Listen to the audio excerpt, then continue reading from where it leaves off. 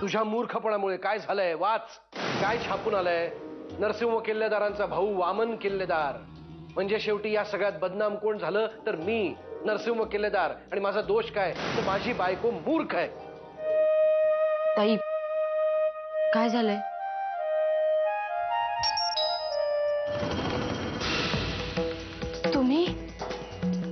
तुम्ही इकडे कशा? तुझ्या डोळ्यात दिसतायत तुझ्या मनातले हजारो प्रश्न. त्याची लाखो उत्तरं आहेत माझ्याकडे. कोणी बोलवलंय तुम्हाला? त्याला माझी गरज वाटली त्यानं. म्हणजे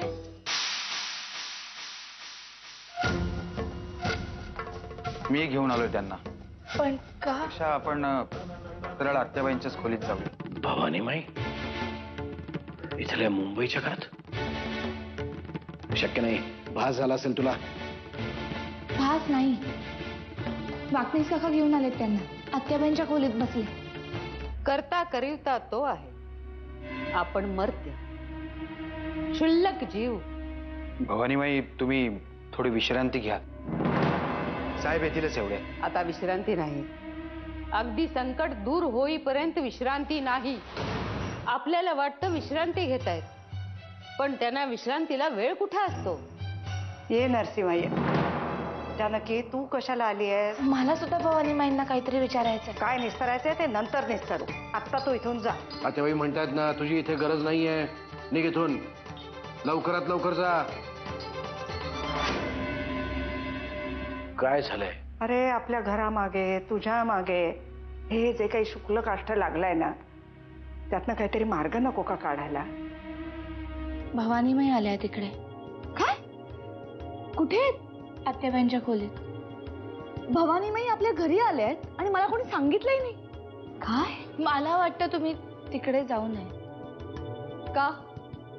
तुला बाहेर राखण करायला थांबवलंय का? नाही तसं नाही, पण तसं नाहीये ना, मग मला अडवू नकोस. तुम्ही सगळे इथे आहात? मला कळलं भवानी माई आलेत. अहिल्या तू का आली आहेस इथे?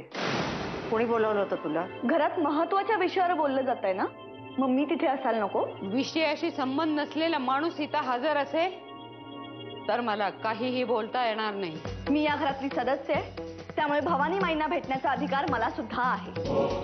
तुझे अधिकार आणि तुझे हक्क याविषयी आपण नंतर चर्चा करू. आत्ता तुला इथून जायला सांगितलंय. ताबडतोब जा. एवढ्या ऐश्वर्यात असलेल्या प्रभू रामचंद्राला देखील भोग भोगावे लागले. पांडवांनाही वनवास सोसावा लागला. नरसिंहाची देखील या भोगातून सुटका नाही. अगं ते भोग तो भोगतोच आहे, पण त्यातून बाहेर यायचा काही मार्ग आहे का नाही? एकदा मनुष्य जन्माला आलं की सटवाई त्याच्या कपाळावर लिहून ठेवते, त्यातून सुटका नाही. पुढे जायचं तर काळोख, मागे परतावं तरी पंचायत. मला जे काही सांगायचं ते मी सांगितलंय. यापेक्षा अधिक जाणून घेण्याची अपेक्षा व्यर्थ आहे. मी बँकेत येणारच आहे. मी पोचतो. काय? कोण आलेत म्हणालात? गेल्या वेळी मी तुला सांगितलं होतं, जानकीच्या नशिबात वनवास आहे आणि तो वनवास आता सुरू झालाय. सीतेला तरी वनवासानंतर धरतीनं पोटात घेतले,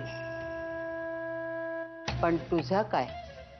या भवानी माईच्या बोलण्याचा अर्थ लावायचा ना, म्हणजे अंधारात तीळ शोधण्यासारखा आहे बघ. काय म्हणाले ते? तुझ्या जवळची व्यक्ती पण लांब असणारी. कोण असेल रे? तुला काय वाटतं? कदाचित आत्याबाई. कोण कोण वाटतंय तुला? नाही माहित नाही मला, पण जाऊ दे नातेबाई. पुढे येणाऱ्या गोष्टीचा आत्ता कशाला विचार करायचा? नाहीतरी आपल्याला तोंड द्यायचंच आहे.